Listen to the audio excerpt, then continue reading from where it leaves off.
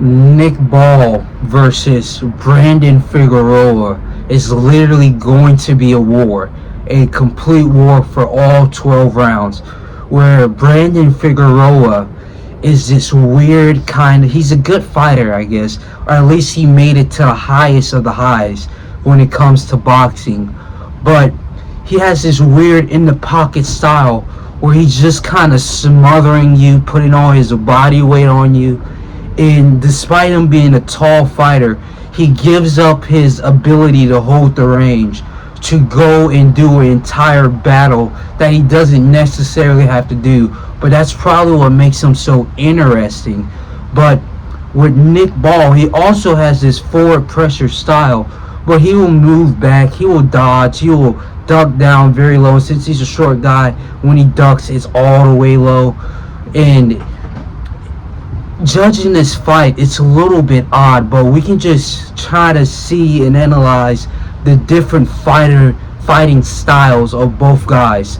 Now, when we're looking at Nick Ball, he has this very high guard, and despite him being so short, he has this weird ability to break range and find his opponent and always be able to land his shots on him and kind of just take over the fight, dominate in this weird way where you would think because he's short, people will use their range, use the jab, try to keep him off, but nobody ever succeeds in keeping him off, and it's so weird. But that's what makes Nick Ball great, and he has high footwork, he's always moving, he's always finding his ways ins and outs of the pocket. That's going to be a bad thing for Brandon Figueroa, because with Brandon, he's a tall fighter, he has the arm range on him, but he kind of just throws it out the window completely because he likes to smother his opponents.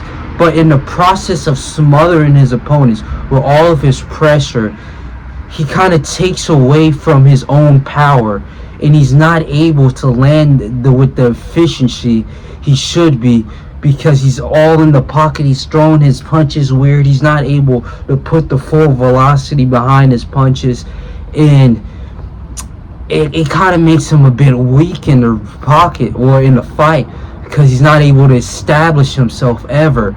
So when you're fighting Nick Ball and you're giving away that range, and Nick Ball, even when he's up close with his short arms, is carrying lots of power, you're putting yourself at a huge disadvantage, a complete disadvantage, because you're never able to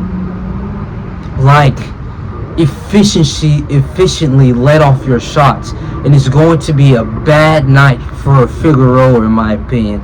This is an easy fight to judge, despite us not really seeing them in the ring with like guys that kind of substitute them.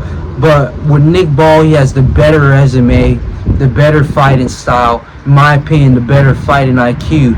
With Brandon Figueroa, he has all the physical attributes, but he never uses them. He doesn't ever use them, and so it kind of just diminishes him as a fighter. And I don't know why he's so elite. I feel like with like Castro, he kind of had a cheated knockout.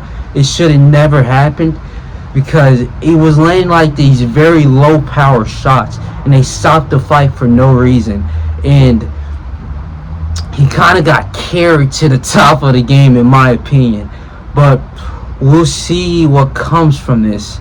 I feel like Nick Ball has the ability to go in there and land punishing shots, devastating shots, and when it gets to 10, 11, 12, have the finishing ability and knock them out probably in the later half of the rounds. But we'll see what comes from this. Nick Ball by knockout.